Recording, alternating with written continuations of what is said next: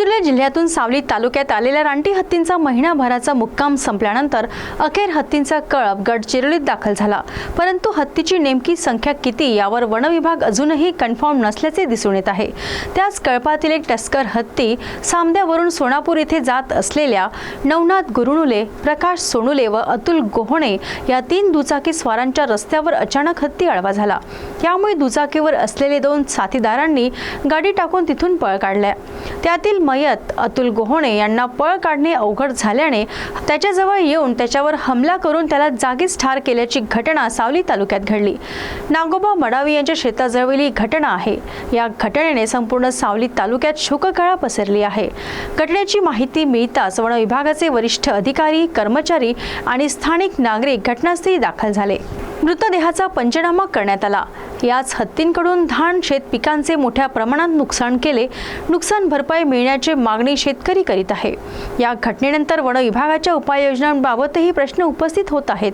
हत्तींच्या हालचालींवर प्रभावी नियंत्रण, नागरिकांना वेळेवर इशारे आणि संवेदनशील भागात तातडीने सुरक्षा व्यवस्था उभारण्याची मागणी परिसरातून होत आहे।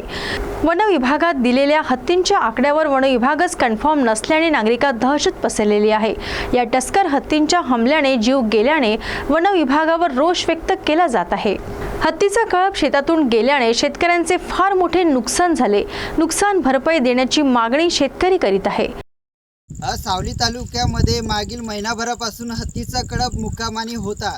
मात्र मग काल ते परवाच्या दिवशी हत्तीचा कळप गडचिरोली जिल्ह्यात गेल्याचा वन विभागाने या ठिकाणी सांगितलेलं आहे। मात्र त्यातील त्या कळपामध्ये एक टस्कर हत्ती काल नुकताच या सामदा आणि सोनापूर रस्त्यावर जे वाहनांनी 2 व्हीलरनी जात होते त्याच्यावर हमला केल्याची घटना, दुःखद घटना या ठिकाणी घडलेली आहे। आणि या ठिकाणी आपण बघू शकता, आपण ज्या ठिकाणी उभे आहोत ही घटनास्थळ आहे। इथे हत्याने एका अतुल गोहणे या शेतकऱ्याच्या वर हमला करून त्याचा मृत्यू झालेला आणि या हत्तीच्या अवगमाने अनेक शेतकऱ्यांचे फार मोठे नुकसान झालेले आहे। माझ्यासोबत काही शेतकरी आहेत।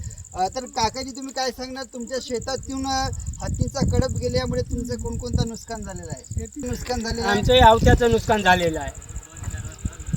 तुमचा काही फळे आवते जे शेतकऱ्यांना टाकलेले आहेत आवते त्यांचे फार नुकसान झालेले आहे।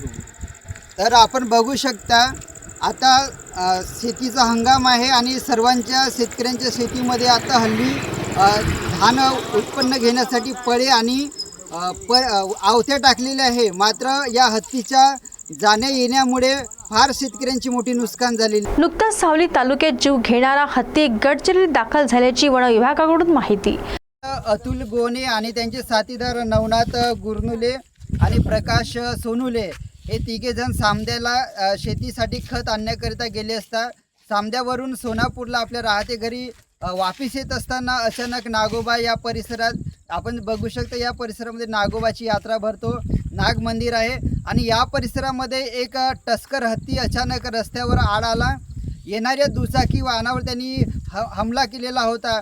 यात काही त्याचे साथीदारांनी आपली गाडी टाकून बाहेर पड घेतला। मात्र मग अतुल गोहणे यांनी आपल्या जागेवरच उभे राहिल्यामुळे हत्ती अचानक त्याच्यावर हमला केला आणि त्या हत्तीच्या हमल्यामध्ये अतुल गोहणे यांचा जीव गेलेला आहे। मात्र सावली तालुक्यामध्ये आलेल्या हत्तीचा कळप नेमका हत्तीची संख्या किती अजूनही कोणालाही कळलेली नाही। वन विभागाने ड्रोन आणि कॅमेऱ्याच्या सहाय्याने जे संख्या दाखवलेली आहे ते संख्या 30 ते 32 दाखवलेली आहे। मात्र संख्या कन्फ्युजनमध्येच आहे। आतापर्यंत अनेक शेतकऱ्यांची नुकसानसुद्धा या हत्तीच्या कळपाने केलेली आहे आणि जो टस्कर हत्ती होता तो टस्कर हत्ती आज सावली तालुक्यातून परत गडचिरोलीला गेल्याचा वन विभागाने कळवलेलं आहे। मात्र मग या सावली तालुक्यामध्ये गेलेला जीव, जो अतुल गोहणे या शेतकऱ्याचा गेलेला जीव तर परत येणार नाही। मात्र असा जीव कोणाचा जाऊ नये याकरता वन विभाग काय सोय करणार आणि जनतेसाठी काय प्रयत्न करेल आणि संरक्षण करण्यासाठी वन विभाग कोणते पाऊल उचलणार याकडे सर्वांचे लक्ष लागलेले आहे।